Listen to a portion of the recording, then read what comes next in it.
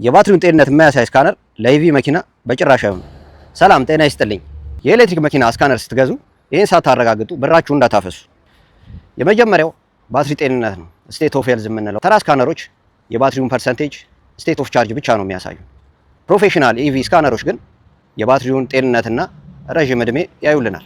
ይህ ለመኪናው ወደፊት ምን ያህል ኪሎ ሜትር መጓዝ እንደሚችል ለማወቅ ይረዳናል። ሴል ባላንሲንግ፣ ሴል ቮልቴጅ ሞኒተሪንግ የምንለው ማለት ፓክ ውስጥ ያሉት እያንዳንዱ ሴሎች የቮልቴጅ መጠናቸው መለካት መቻል አለበት።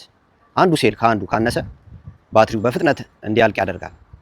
ይህን ሲስተም የሚለይ ስካነር ለቴክኒሻን ግድ። ሌላኛው የደህንነት ምርመራ ኢንሱሌሽን ኤንድ አይሶሌሽን ቴስት የምንለው ከፍተኛው ቮልቴጅ ወደ መኪናው አካል ቻንሲስ ክፍል እንዳይተላለፍ የሚያደርግ ሲስተም አለ። ስካነሩ ይህን አይሶሌሽን ፎልት መለየት አቅም ካለው ቴክኒሻኑ ሳይጎዳ ስራውን በሰላም እንዲሰራ ያደርጋል። ሌላኛው ደግሞ ካኔፍዲ እና ዶዋይፕ የተባሉትን አዳዲስ የዘመኑ ኢንፎርሜሽን ሲስተሞችን መደገፍ አለበት። የ2024 እና 25 መኪኖች ሲመጡ ይህ ድጋፍ ከሌለው አያነብላችሁ። በመጨረሻም የባትሪው ሙቀት መቆጣጠሪያ ተርማል ማኔጅመንት ሲስተሙን ኤር ብሊዲንግ ለማድረግ ስካነሩ ሰርቪስ ፈንክሽን ሊኖረው ይገባል። ይህ ቪዲዮ ከጠቀማችሁ ላይክ አድርጉት፣ ለሚጠቅመው ሰው ሼር ያድርጉለት፣ ፎሎ አይረሳ። እናመሰግናለን። ይመቻችሁ።